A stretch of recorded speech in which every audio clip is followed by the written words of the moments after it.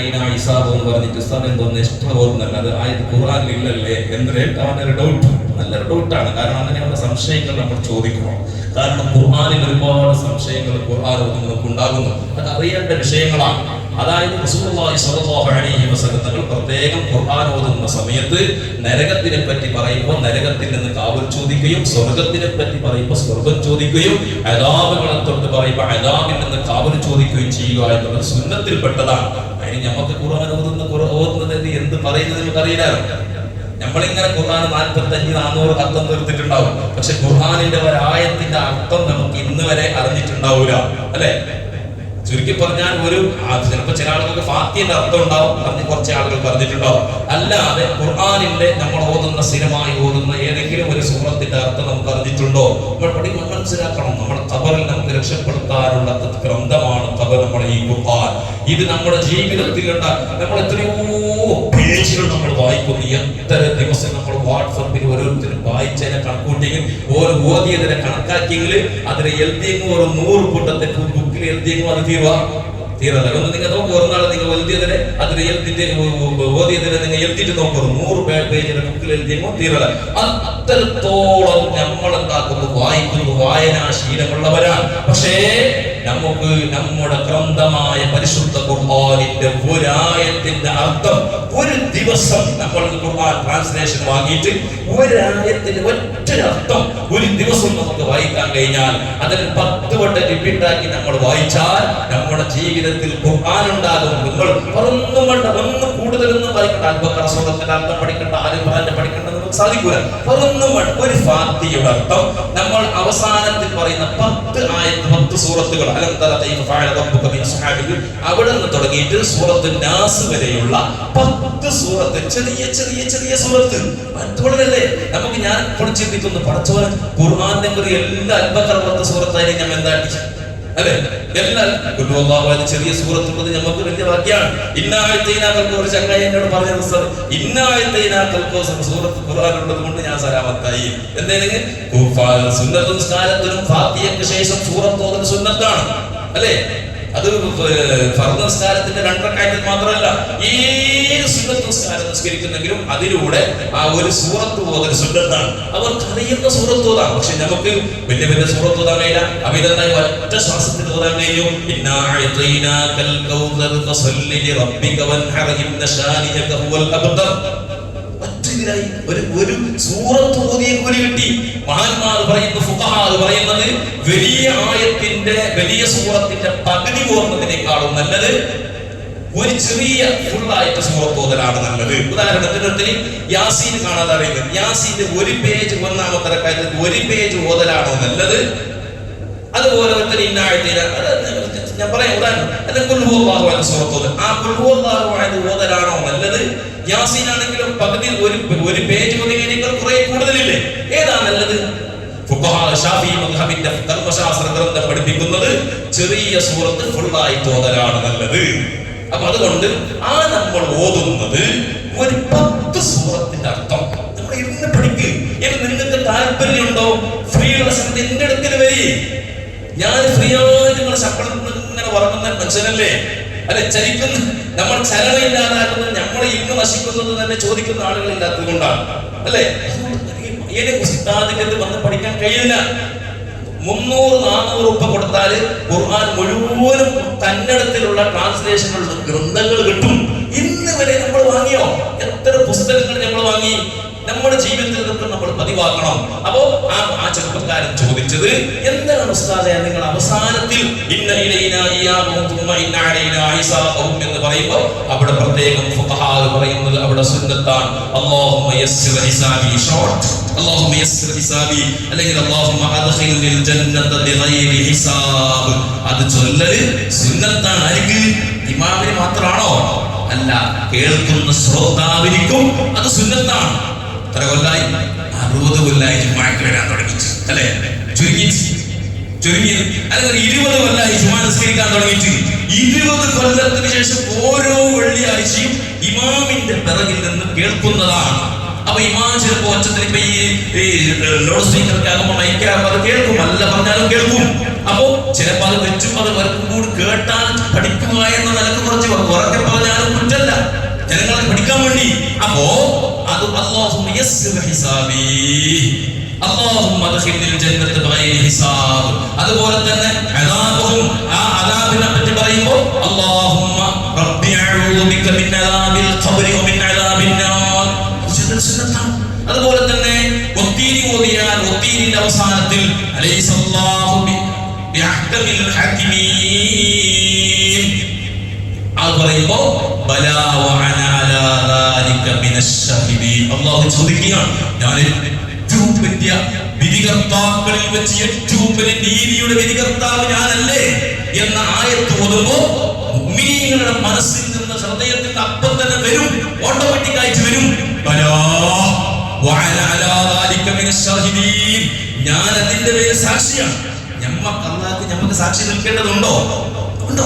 സാക്ഷി നിൽക്കേണ്ടത്. പക്ഷേ നമ്മുടെ ഈമാനിന്റെ ഒരു ഭാഗമാണ് അല്ലാഹു ഏറ്റവും വലിയ അഹ്കമിൽ ഹകീമീനാണ്, അതിന് ഞാൻ സാക്ഷിയാണ് എന്ന് പറയൽ പ്രത്യേകം നമ്മുടെ സുന്നത്താണ്. അങ്ങനെ സ്വർഗത്തിനെ പറ്റി പറയുമ്പോൾ ഖുർആൻ ഇങ്ങനെ ഓതിക്കൊണ്ട് പോകുമ്പോൾ സ്വർഗത്തിന്റെ ഓരോ വിഷയങ്ങൾ സവിശേഷതകൾ പറയുമ്പോൾ ഹൃദയം പൊട്ടി അല്ലാഹുവിനോട് പറയാം, അല്ലാഹുമ്മ ഇന്നി അസ്അലുക്കൽ ജന്ന.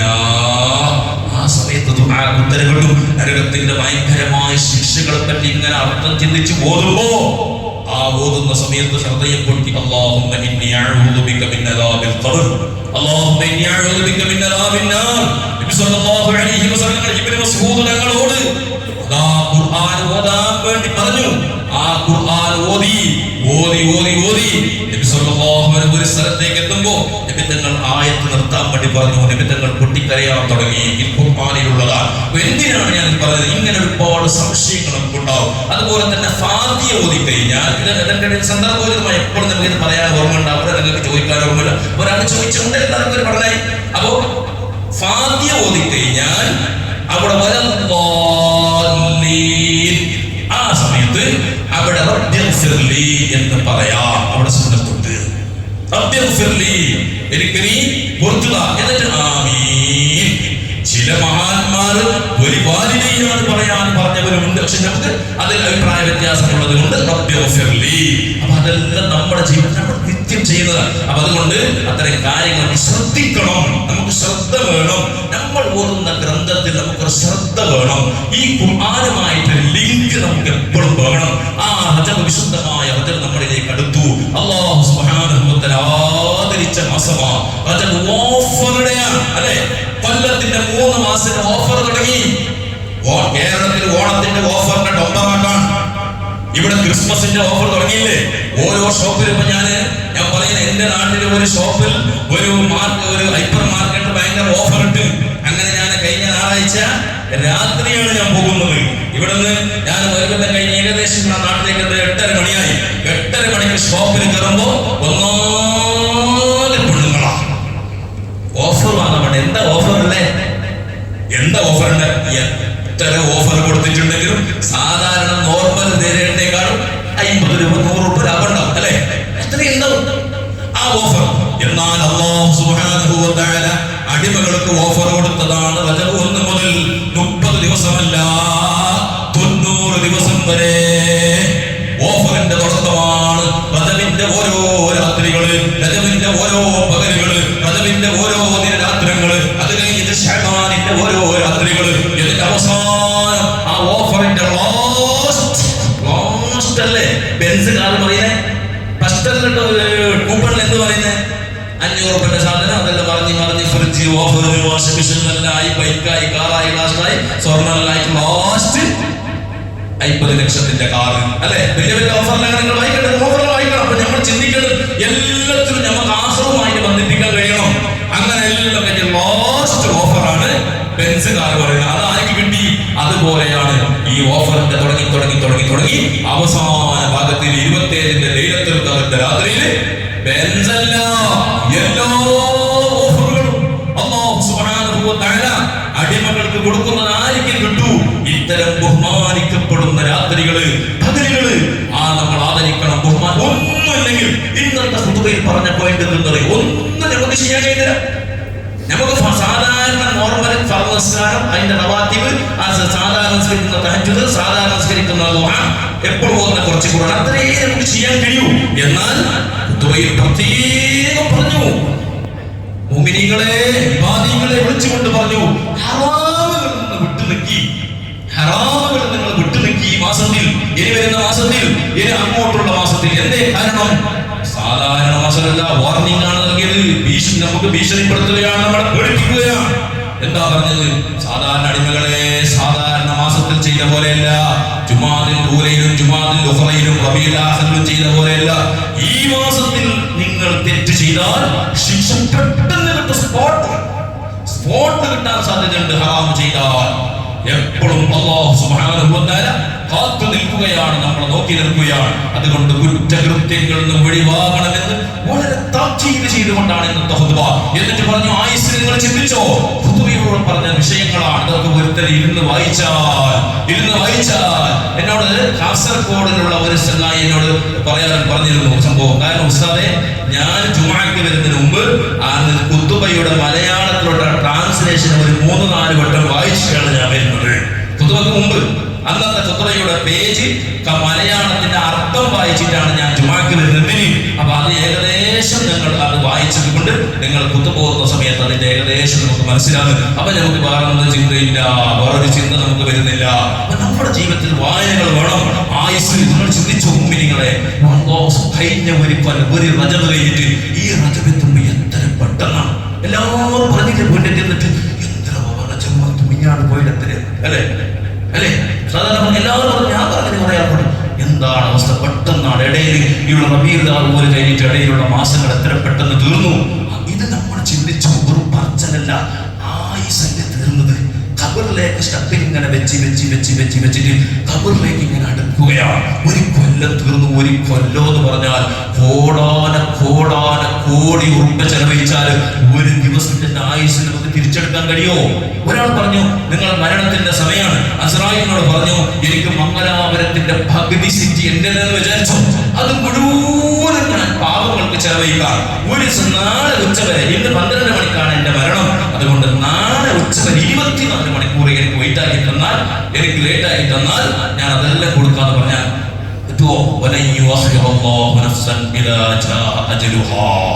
ഒരു സെക്കൻഡ് 12:30 കഴിഞ്ഞിട്ട് 30ാമത്തെ സെക്കൻഡിലാണ് നിന്റെ ആയുസിന് അല്ലാഹു ഊരാൻ അസ്രായിലിനോട് ഓർഡർ കൊടുത്തെങ്കിൽ 31ാമത്തെ സെക്കൻഡിലേക്ക് അത് പോകില്ല. അത്രയ്ക്ക് കൃത്യമാണ് നമ്മുടെ ആയുസ്. ആ ആയുസിനെ വെച്ചിട്ടാണ് നമ്മോട് പറഞ്ഞത്, വിവാദികളെ ആയുസിനെ പറ്റി ചിന്തിച്ചോടി. അല്ലാഹു അവസാനിപ്പിക്കുകയാണ്. പറഞ്ഞു, 4 കാര്യങ്ങളെ ചോദ്യം ചെയ്യാതെ മഹ്ശറയുടെ ഭൂമിയിൽ എടുത്ത് കുത്തിവെച്ച കാലിനെ അനക്കാൻ വിടൂല, നടക്കാൻ വിടൂല എന്നല്ല. നിങ്ങളോട് ഞാൻ ചോദിക്കാം, പലപ്പോഴും ഞാൻ പറഞ്ഞതാണ് കാരണം, നിങ്ങൾ ഇന്ന് പോയിട്ട് നിങ്ങൾ തന്നെ പരിശോധിക്കും. ഒറ്റയ്ക്ക് പറയാൻ ചിലപ്പോൾ പെഞ്ഞായിരിക്കും ഭാഗത്തിലേക്ക് കുത്തി നിന്നിട്ട് ബാക്കിയായി പെഞ്ഞായിരിക്കും എന്തോ സ്റ്റോക്ക് ആയി ചിലപ്പോൾ എന്താ ഹോസ്പിറ്റൽ അപ്പുറത്തെ ഫോണാക്കി വിളിക്കും. അതിനെ ആരെ എതിർ നിൽക്കണ്ട, ഒറ്റയ്ക്ക് റൂമിൽ പാലം അടിച്ചല്ലേ അങ്ങനെ കുത്തി നിന്നിട്ട് ആരും കൊണ്ട് മുണ്ടുള്ളില്ല കുത്തെങ്ങനെ പോയി നീണ്ടിട്ട് 5 മിനിറ്റ് നിന്നെങ്കിൽ എന്താവും? കേട്ടുള്ളത് കൊണ്ടില്ലേ? അപ്പൊ കുത്തുള്ള ഫോണാക്കിട്ട് ഗാബരിയായിട്ട് എല്ലാവരും ഇതെന്താ അപ്പൊ അങ്ങനെ കുത്തുന്നില്ല. നിങ്ങൾ ഒറ്റയ്ക്ക് പരിശോധിക്കും. റൂമിൽ സ്ട്രെയിറ്റ് അനങ്ങാതെ കുത്ത നിൽക്ക്. എത്ര മിനിറ്റ് നിൽക്കാൻ കഴിയും? ഇനി എത്ര ആരോഗ്യം ഉണ്ടെങ്കിൽ 10 മിനിറ്റ് അല്ലെ നോക്കി നിങ്ങൾ. ഞാൻ പരിശോധിച്ചു, എനിക്കൊരു 10 മിനിറ്റ് തന്നെ നിൽക്കാൻ കഴിഞ്ഞിട്ടില്ല. നമ്മൾ വയസ്സ് കൊടുക്കുമ്പോൾ നിൽക്കാൻ കഴിയില്ല. എന്നാൽ ലോകത്ത് ഒരു ദിവസമല്ല, 10 ദിവസമല്ല, 10 കൊല്ലമല്ല, 100 കൊല്ലമല്ല, 50,000 സനത്തിൻ മിമ്മാ തഅദ്ദൂൻ. നിങ്ങളെ കലണ്ടർ കണക്കാക്കുന്ന ഡേറ്റ് പ്രകാരം നിങ്ങൾ കണക്കാക്കുകയാണെങ്കിൽ 50,000 കൊല്ലത്തിന്റെ ദൈർഘ്യമുള്ള ലോകത്ത് 4 കാര്യങ്ങളെ ചോദ്യം ചെയ്തിട്ട് കൃത്യമായ ഉത്തരം പറയാതെ, കണക്ക് പറയാതെ, അതിന്റെ ഓഡിറ്റിംഗ് നടത്താതെ അല്ലാഹു നമ്മളെ കാലെടുത്ത് വെക്കാൻ അനുവദിക്കൂല. ഏതാ കാര്യം? നിന്റെ ആയുസിനെ പറ്റി ചോദിക്കും. ഫസ്റ്റത്തെ ചോദ്യം നമ്മൾ ചോദിക്കുന്നത്, അതിന്റെ ആയുസിന്റെ 65 കൊല്ലവും 6 മാസവും നിനക്ക് അല്ലാഹു ആയുസ് തന്നിട്ടില്ലേ? ആ ആയുസിൽ നീ ചെയ്ത സകല നന്മകളെ പറ്റി, സകല തിന്മകളെ പറ്റി അല്ലാഹു ചോദിക്കും. എന്നിട്ട് അല്ലാഹു ചോദിക്കും, മലക്കുകൾ ചോദിക്കും, ഈ 65 കൊല്ലം ജീവിച്ചിട്ട് അതിന്റെ 15 കൊല്ലം അതിന്റെ നിന്റെ കാലം കഴിഞ്ഞു പോയിട്ടുണ്ടെങ്കിൽ ബാക്കിയുള്ള 50 കൊല്ലത്തിന് ആരോഗ്യത്തോടെ ജീവിക്കാൻ അവസരം തന്നിട്ട് 50 കൊല്ലത്തിന്റെ ലൈലത്തുൽ ഖദ്ർ നിനക്ക് അല്ലാഹു തന്നിട്ട് എത്രയോ ഓഫറുള്ള മാസങ്ങളും ദിവസങ്ങളും തന്നിട്ട് നിനക്ക് സ്വർഗം വാങ്ങാൻ നന്മ ചെയ്യാൻ സാധിച്ചില്ലേ എന്ന് ചോദിക്കുന്ന സമയത്ത് വിരല് കടിച്ചിട്ടാണ് നമ്മൾ ഉത്തരം പറയുന്നതെങ്കിൽ ദുനിയാവിൽ നമുക്ക് അല്ലാഹുവോട് പറയാൻ കഴിയോ? എന്റെ പടച്ചോനെ എന്നോട് ചോദിക്കുന്നത് എന്റെ അപ്പുറത്ത് എന്റെ ഇളവണു അവന് ഒരു സ്ലാബ് ഒരു തട്ട ആകാത്തതായില്ല. ഞാനാണെങ്കിൽ ഒരു സാമ്രാജ്യം കെട്ടിപ്പടുത്തിയവനാണ്. എന്റെ ബിസിനസ് കണക്ക് കൂട്ടിയാൽ ഒരു 500 കോടി രൂപന്റെ സ്വത്ത് ഞാൻ ദുനിയാവിലാക്കിയിട്ടുണ്ട്. അപ്പുറത്ത് എന്റെ ഒരു 10 കോടി അല്ലെങ്കിൽ ഒരു 10 ലാഖിന് അകാത്തതായിട്ട് ഞാൻ സമ്പാദിച്ചില്ലേ എന്ന് ചോദിക്കുമ്പോ അള്ളാഹുവോട് പറയുമ്പോ അള്ളാഹ് പറയും അതിനടുത്ത് പോയിക്കോ. പറയാൻ കഴിയോ? ദുനിയാവിലേക്ക് എന്ത് സമ്പാദിച്ചു എന്നല്ല. എന്നാൽ 10 കോടി ഒരുത്തരം സമ്പാദിച്ചിട്ടുണ്ട്. അതിൽ 2 കോടി പള്ളിക്കും ദീനിനും പാവങ്ങൾക്കും അള്ളാഹിന്റെ പൊരുത്തത്തിന് വേണ്ടി ചെലവാക്കിയിട്ടുണ്ട്. അതിനെ രക്ഷപ്പെടാൻ കഴിയും. എന്നിട്ട് രണ്ടാമത്തെ ചോദ്യം അവന്റെ യുവത്വത്തിനെ പറ്റിയിട്ടാണ്. നമുക്കെല്ലാം അസറായി അല്ലെ? എല്ലാ അസർ കഴിഞ്ഞു. അസർ കഴിഞ്ഞ എന്റെ ഉച്ച കഴിഞ്ഞു. മഹാന്മാർ പറയുന്നത് 40 വയസ്സ് കഴിഞ്ഞ് ഉച്ച കഴിഞ്ഞു. ഉച്ചത്തിന്റെ പണി നടക്കുന്ന ഈ മേസ്തിന്റെ പേര് കാലിന്റെ പണി മറ്റേ കല്ല് കെട്ടുന്ന പണിക്കാരോട് കേട്ടു. പണി നടക്കുന്നത് ഇപ്പൊ ചോറ് വയ്ക്കോളം മാത്രം. ഉച്ചപ്പിന്റെ പണി നടക്കുന്നത് ഉച്ചപ്പിന്റെ ആടി ഒളിഞ്ഞിട്ട് അപ്പറ ഓർന്ന് കൊണ്ടിട്ട് എങ്ങനെ 5 ഗണ്ടാക്കി തീർത്തേ. അസർ എന്തെങ്കിലും ഒരു പണിയാണ്, ഒരു പണിയാണ്. ഞാൻ ചിന്തിക്കുന്നുണ്ട് അസർ ചിലപ്പോൾ 6 മണിയോളം ഫോൺ കൊണ്ടി അപ്പുറം കുളിച്ചിട്ട് പറയുമ്പോൾ മകരം 6 മണിയായി, ടൈമില്ല. അതുപോലെ അസർ ഞമ്മക്കല്ലോ ഏകദേശം ആൾക്കാർക്ക് ഉച്ച കഴിഞ്ഞ് 60 വയസ്സ് കഴിഞ്ഞ് അസർ കഴിഞ്ഞു. പിന്നെ അസറിന് പിന്നെ ഇങ്ങനെ മോന്തിയായി. 60 വയസ്സ് കഴിഞ്ഞ ശേഷം പിന്നെ കുറെ ദുനിയാവ് എന്ന് പറഞ്ഞിട്ട് ജീവിച്ചിട്ട് കാര്യമില്ല. മഹാന്മാർ പറയുകയാണ് 60 വയസ്സ് കഴിഞ്ഞെങ്കിൽ ഓന്റെ ലൈഫിന്റെ നേരെ പിന്നെയുള്ള ടൈമിന്റെ നേരെ പകുതിയേക്കാൾ ജാസ്തി ടൈം ആശ്രമത്തിലേക്ക് അവനെ എന്താക്കണോ, സമ്പാദിക്കണോ.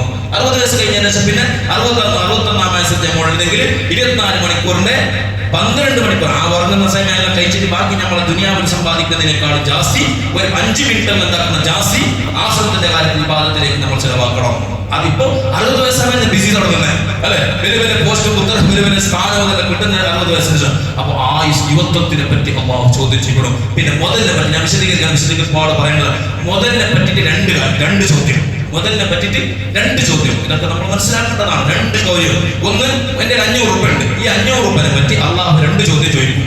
ഈ 500 രൂപ നിങ്ങൾക്ക് എവിടെ നിന്ന് കിട്ടി, എങ്ങനെ നീ എന്നെ ഖർച്ചാക്കി? 2 ഉത്തരം പറയാൻ കഴിയില്ല. നിങ്ങൾക്ക് എവിടെ എടുത്ത് നീ എങ്ങനെ അതിനെ ഖർച്ചാക്കിയേ?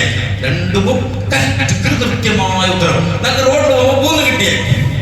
3 കിട്ടിയല്ലേ?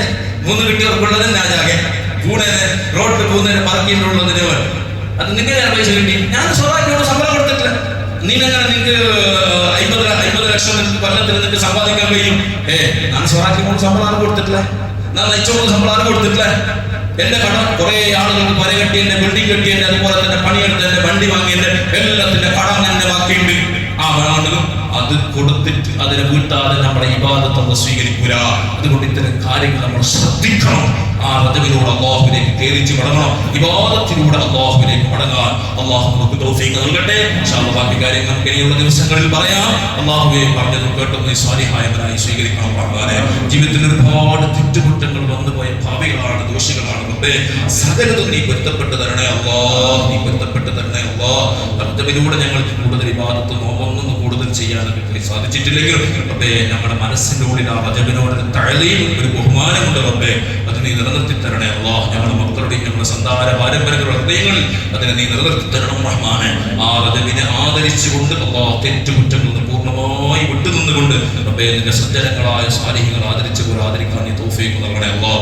ഞങ്ങൾക്ക് ഞങ്ങളുടെ മാതാപിതാക്കൾ, ഉസ്താദുമാർ, മശായിഖുകൾ, ഭാര്യമക്കൾ, വേണ്ടപ്പെട്ടവർ, ഞങ്ങളെ സഹായിച്ച സ്നേഹിച്ച സർവ്വഗുണകാംക്ഷികളായ മുഅ്മിനീങ്ങളും നിങ്ങൾ ഈ പള്ളിയിൽ ഇത്രയും സമയം ദീനിനെ സ്നേഹിച്ചുകൊണ്ട് കച്ചവട ജോലി എല്ലാം വിട്ടിട്ട് ദീനിന് വേണ്ടി ക്ഷമിച്ചിരുന്ന ഇരുത്തം ഈ റജബിന്റെ മാസത്തിൽ ചെയ്ത ഏറ്റവും വലിയ സ്വതത്തയായ നന്മയായി ഒരു സ്വാലിഹായ അമലായി നീ കബൂലാക്കണം റഹ്മാനെ. ഞങ്ങൾ ആശ്രമത്തിലേക്ക് എത്തുമ്പോൾ ഉപകാരപ്രദമാകുന്ന അമലുകളാക്കണേ റഹ്മാനെ. അല്ലാഹുവേ, ഞങ്ങൾ മരിച്ചുപോയവരുടെ ഖബറുകൾ നീ സ്വർഗ്ഗത്തോപ്പാക്കി കൊടുക്കണേ അല്ലാഹ്. അവരെ ഞങ്ങൾ ജന്നത്തുൽ ഫിർദൗസിൽ ഒരുമിച്ച് കൂട്ടണേ അല്ലാഹ്. ദുആകളെ കബൂലാക്കണേ അല്ലാഹ്. ബിഹഖ് സയ്യിദിനാ മുഹമ്മദ് സ്വല്ലല്ലാഹു